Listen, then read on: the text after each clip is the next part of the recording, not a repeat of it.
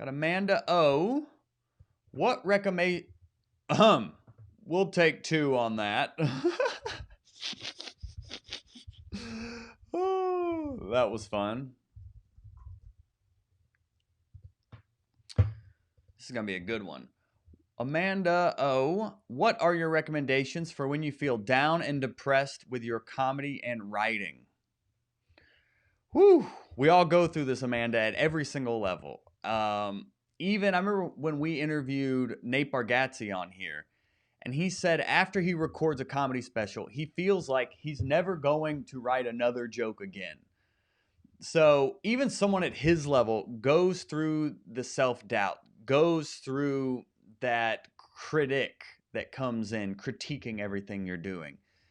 I think what'll help, what is the value of Hot Breath Pro, is having this like-minded community of comics who understand where you're coming from. So I think on just thinking of a very like simple, like low effort way to help when you're feeling down and depressed about your comedy and your writing, post it in this group and just let people know, hey, I've been feeling kind of down right now about X, Y, and Z. And I guarantee there are going to be people in here that can relate to you and have found ways to overcome it themselves. Imri here is saying, he's like, honestly, just keep doing it. I can say that with writer's block specifically, that even when I feel writer's block, I write anyway and I show up anyway. Like our Write 10 Club is every single day. There's definitely days I felt like, what am I doing? I don't feel what's happening. Why am I doing this type deal? I don't really feel like writing today and things like that. But I show up anyway and I feel better after. And I may not have written a funny joke that day. Sometimes I have. But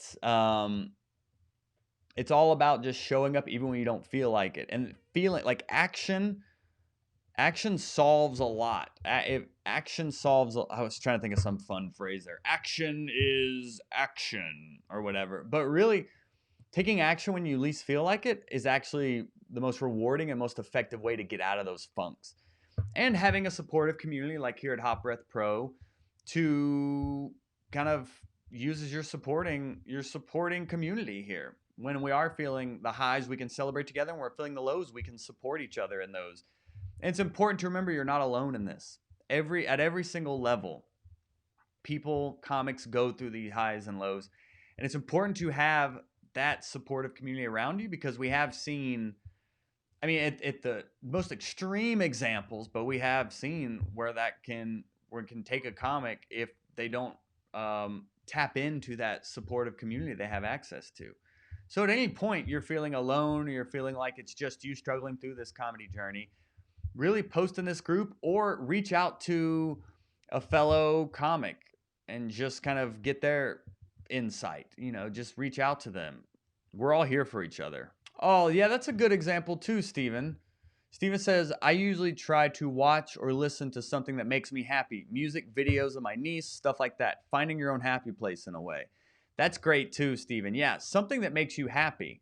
Watch it, listen to it, go to that account. I look at social media as part of like my daily diet of not only what I'm eating is part of the diet, but what I'm consuming, not only as food, but consuming as I'm like consuming on social media. I look at that as my daily diet. And I like to follow accounts that are positive, that are inspiring, or that do have helpful tips and things like that. Things that I can use to enlighten myself while I'm online instead of just staring at donuts while driving 80 miles an hour down the highway, which I do not do anymore. Breakthrough. So use that as well. That's all part of your mental algorithm because what you scroll becomes what you owe. I just made up that word because I wanted it to rhyme. But it really is like you're a product of your environment at every level, even on what you follow on social media. So if you have an account that cheers you up, go visit that account. Yeah, and that's a good point, Bo. When we did the Q&A with Jeff Foxworthy, he said he has moments where he'll never be able to write again and moments after an album where he finds he could have made a joke better. Yeah, so if we're talking about Nate Bargatze and Jeff Foxworthy having these doubts, by all means, Amanda, you're a comic. because you are feeling these feelings. So welcome to the club. You're stuck now. You're in a lifelong club. As Don Rickles said, comics don't retire, they die. So sounds like you got the bug, Amanda. Welcome aboard. That's why we have Hot Breath Pro, to be that supportive community. Hey, Hot Brethren and Sistren, if you enjoyed this comedy tip, subscribe to this YouTube channel and go join our Facebook group to have your questions answered live on next week's Q&A.